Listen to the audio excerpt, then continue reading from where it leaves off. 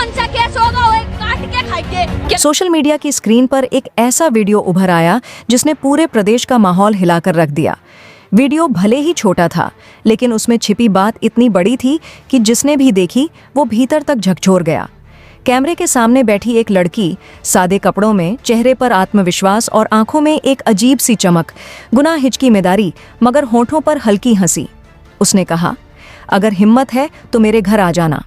उस वक्त किसी ने नहीं सोचा था कि ये कुछ शब्द आने वाले घंटों में सोशल मीडिया पर आग लगा देंगे।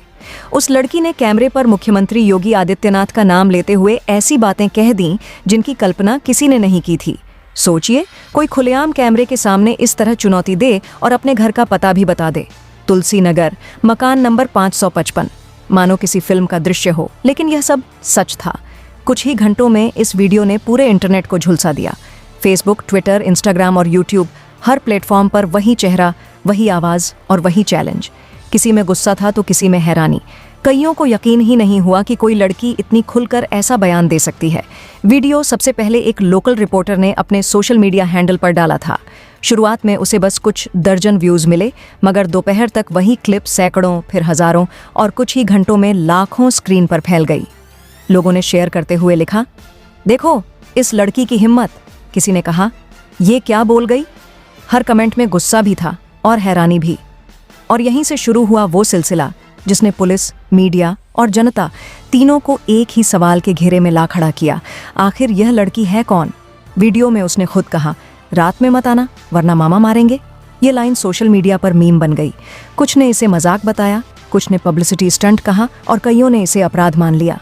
धीरे धीरे यह मामला सिर्फ एक वीडियो नहीं बल्कि आज की सोच का आईना बन गया। जैसे जैसे वीडियो फैलता गया, प्रतिक्रियाएं भी बढ़ती गईं। ट्विटर पर जालन बुलडोजर एक्शन ट्रेंड करने लगा। कई यूजर्स ने लिखा, देखते हैं अब यूपी पुलिस क्या करती है।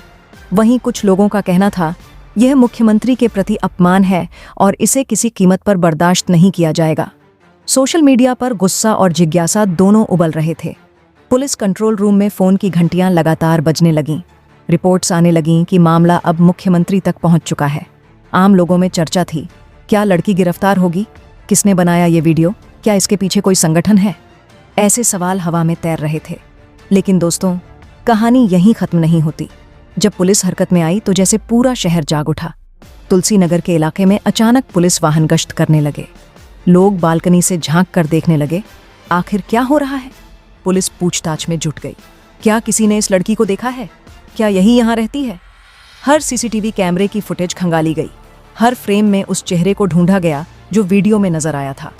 इसी बीच साइबर सेल ने सोशल मीडिया से लोकेशन ट्रैक करना शुरू किया। हर टैग, हर पोस्ट, हर कमेंट को स्कैन किया जा रहा था और यहीं से कहानी ने लिया असली मोड़। वो लड़की जो कैमरे पर इतनी बेबाक दिखी थी, अब गायब थी। उसके घर का दरवाजा बंद मिला। सुबह से किसी ने उसे देखा तक नहीं था। पुलिस की टीमें चारों दिशाओं में फैल गईं। रिपोर्ट लखनऊ भेजी गई और निर्देश आया, संदिग्ध को जल्द ट्रेस करो। इसी बीच एक छोटा सा बयान जारी हुआ, कानून अपना काम करेगा। बस इतना कहना था कि माहौल और भड़क उठा। सोशल मीडिया पर लोग लिखने लगे, अब देखना है कानून क्या करता है। अगर आप भी सोचते हैं कि ऐसे मामलों में सच्चाई तक पहुंचना जरूरी है तो नीचे कमेंट में बताइए, क्या यह लड़की सिर्फ गुस्से में थी या इसके पीछे कोई साजिश छिपी थी? आपकी राय हमारे लिए अहम है, क्योंकि इसी से जांच की अगली दिशा तय होगी। आगे के हिस्से में हम बताएंगे कि पुलिस की जांच कहां तक पहुंची, क्या पाया साइबर टीम ने और वो कौन सा सबूत था जिसने इस केस की पूरी तस्वीर बदल दी। जुड़े रहिए, क्योंकि असली रहस्य खुलने ही वाला है। तुलसी नगर का इलाका उस रात किसी मूक फिल्म की तरह लग रहा था। सड़कें शांत थीं, मगर हवा में बेचैनी घुली हुई थी। बीच बीच में सायरन बजाती पुलिस की गाड़ियां निकल रही थीं और लोगों की निगाहें हर गुजरती गाड़ी पर टिकी थीं। हर कोई जानना चाहता था वो लड़की कहाँ गई, जो कुछ घंटे पहले पूरे सोशल मीडिया की चर्चा बन चुकी थी। पुलिस ने उसके बताए पते, मकान नंबर 555 के आसपास पूरा इलाका घेर लिया। दरवाजे पर ताला लटका था और खिड़कियों के पीछे पसरा था सिर्फ अंधेरा और सन्नाटा। पड़ोसी भी हैरान थे। किसी ने कहा, कल ही तो दिखी थी, दोस्तों के साथ बाहर निकली थी। किसी ने बताया, वो इस मोहल्ले में कई दिनों से रह रही थी, लेकिन किसी से खास बात नहीं करती थी। पुलिस ने आसपास लगे सीसीटीवी फुटेज को बारीकी से देखा। हर फ्रेम रोका गया, झूम किया गया और जारी रही उस चेहरे की तलाश जिसने पूरे प्रदेश को चर्चा के तूफान में झोंक दिया। इसी बीच साइबर सेल की टीम भी लगातार ऑनलाइन एक्टिव थी। उन्होंने सोशल मीडिया पर डाले गए हर वीडियो का लोकेशन, टाइम स्टैम्प और नेटवर्क डेटा खंगालना शुरू किया। कुछ ही घंटों में यह साफ हो गया कि वीडियो अपलोड करते समय मोबाइल की लोकेशन तुलसी नगर के आसपास थी, लेकिन जैसे ही वीडियो अपलोड हुआ, फोन तुरंत बंद कर दिया गया। यह जानकारी मिलते ही पुलिस को शक हुआ कि शायद लड़की को कहीं और शिफ्ट कर दिया गया है या फिर वो खुद किसी रिश्तेदार के घर चली गई है। मगर यह अनुमान सही है या नहीं, यही जांच का हिस्सा बन गया। सूत्रों के मुताबिक कुछ लोकल रिपोर्टरों और ब्लॉगर्स से भी पूछताछ शुरू हुई। पुलिस जानना चाहती थी कि वीडियो सबसे पहले किसने शूट किया और क्या यह किसी खास एजेंडे के तहत बनाया गया था। विभाग के अंदर भी इस केस को लेकर अब दो राय बनने लगी थीं। एक टीम का मानना था कि यह मामला सिर्फ सोशल मीडिया की उत्तेजना में कही गई बातें हैं, जबकि दूसरी टीम का कहना था कि इतनी बड़ी बात बिना किसी योजना के नहीं हो सकती। लखनऊ से आए एक वरिष्ठ अधिकारी ने बयान दिया, हम किसी को भी मुख्यमंत्री या सरकार के खिलाफ इस तरह की भाषा इस्तेमाल करने की इजाज़त नहीं दे सकते। कानून सबके लिए बराबर है। इस बयान के बाद लोगों की जिज्ञासा और बढ़ गई। अब हर कोई जानना चाहता था, क्या अब उस लड़की को गिरफ्तार किया जाएगा या उसे सिर्फ चेतावनी देकर छोड़ दिया जाएगा। सोशल मीडिया पर बहस की आग और भड़क चुकी थी। कुछ लोग कह रहे थे हर नागरिक को बोलने की आज़ादी है, जबकि अन्य लिख रहे थे किसी पर अपशब्द कहना संविधान की भावना के खिलाफ है। बहस धीरे धीरे दो धड़ों में बंट गई। एक पक्ष फ्रीडम ऑफ स्पीच का समर्थन कर रहा था, जबकि दूसरा मर्यादा की बात कर रहा था। और इन दोनों के बीच आम जनता असमंजस में थी। सच्चाई आखिर किस तरफ है? जब पुलिस ने जांच को आगे बढ़ाया तो कई नए तथ्य सामने आए। लड़की के सोशल मीडिया अकाउंट से यह पता चला कि वह पिछले कुछ महीनों से राजनीति से जुड़ी पोस्ट्स पर लगातार प्रतिक्रिया दे रही थी। कई पोस्ट में उसने सरकार की नीतियों की खुलकर आलोचना की थी, तो कुछ में व्यक्तिगत टिप्पणियां भी की थीं। यहीं से पुलिस को संदेह हुआ कि शायद उसके पीछे कोई ऑनलाइन ग्रुप या संगठन सक्रिय है जो युवाओं को भड़काने की कोशिश कर रहा है। साइबर टीम ने इसी दिशा में काम तेज किया। कुछ फर्जी अकाउंट्स ट्रैक किए गए जिनसे इस वीडियो को आगे फैलाया गया था। स्थानीय प्रशासन ने पूरे मामले की रिपोर्ट मुख्यमंत्री कार्यालय को भेजी और निर्देश आया, कानून व्यवस्था को किसी भी हालत में बिगड़ने न दिया जाए। दोस्तों, अब जनता की नज़रें एक ही सवाल पर टिक चुकी थीं, क्या अब लड़की गिरफ्तार होगी? शहर में अफवाहों का बाजार गर्म था। किसी ने कहा पुलिस ने उसे हिरासत में ले लिया है, किसी ने कहा वह फरार हो गई, लेकिन आधिकारिक रूप से पुलिस ने चुप्पी साध रखी थी। बस इतना कहा गया, जांच जारी है और कोई भी व्यक्ति कानून से ऊपर नहीं। इसी बीच कुछ लोग यह भी कहने लगे कि सोशल मीडिया अब दो धारी तलवार बन चुका है। एक तरफ यह लोगों को अपनी आवाज़ देने का मंच देता है, दूसरी तरफ यही मंच किसी छोटी सी गलती को बड़े विवाद में बदल देता है। अब सवाल उठने लगे थे, क्या सोशल मीडिया पर आज़ादी के नाम पर अराजकता फैल रही है? क्या इस प्लेटफॉर्म पर कोई मर्यादा बची है? अगर आप भी मानते हैं कि सोशल मीडिया को जिम्मेदारी के साथ इस्तेमाल किया जाना चाहिए, तो नीचे कमेंट में अपनी राय ज़रूर बताइए। आपकी सोच ही इस बहस का असली चेहरा उजागर कर सकती है। लेकिन कहानी अभी खत्म नहीं हुई थी दोस्तों। अगले हिस्से में हम बताएंगे कि जब पुलिस ने उसके फ़ोन और अकाउंट्स की फॉरेंसिक जांच शुरू की तो किन चौंकाने वाले रहस्यों से पर्दा उठा और कैसे यह केस एक वीडियो से निकलकर पूरे समाज की सोच तक जा पहुंचा। जांच अब निर्णायक मोड़ पर थी। साइबर टीम, पुलिस और स्थानीय खुफिया यूनिट तीनों एक सुराग की तलाश में जुटी थीं।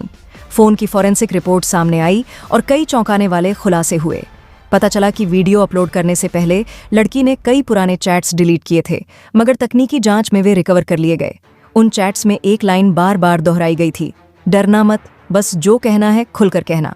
यही लाइन पुलिस का ध्यान उस दिशा में मोड़ गई जहां यह मामला अब सिर्फ वायरल वीडियो नहीं बल्कि किसी गहरी साजिश की ओर इशारा कर रहा था। जब उस अनजान नंबर को ट्रैक किया गया तो वह वर्चुअल आईडी निकली जो एक विदेशी सर्वर से रजिस्टर्ड थी। अब शक और गहराता गया, क्या किसी ने जानबूझकर इस लड़की को उकसाया था?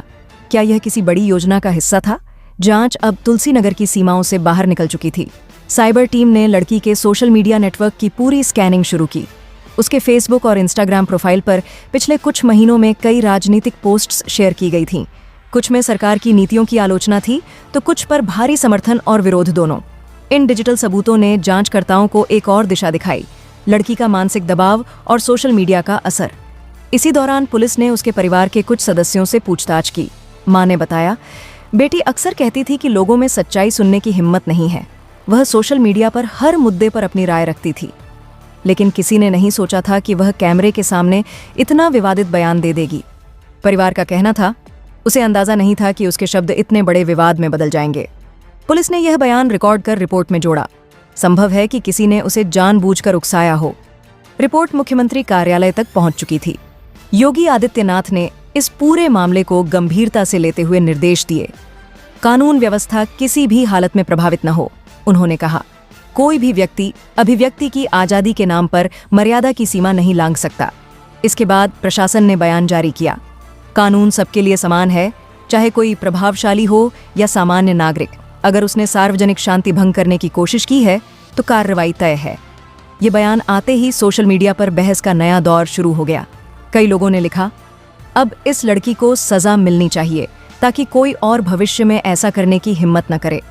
जबकि कुछ यूजर्स बोले, अगर सजा सिर्फ बोलने के लिए दी जाएगी तो अभिव्यक्ति की आज़ादी का अर्थ ही खत्म हो जाएगा। समाज एक बार फिर दो हिस्सों में बंट गया। एक पक्ष मर्यादा का समर्थक था, दूसरा अधिकारों का।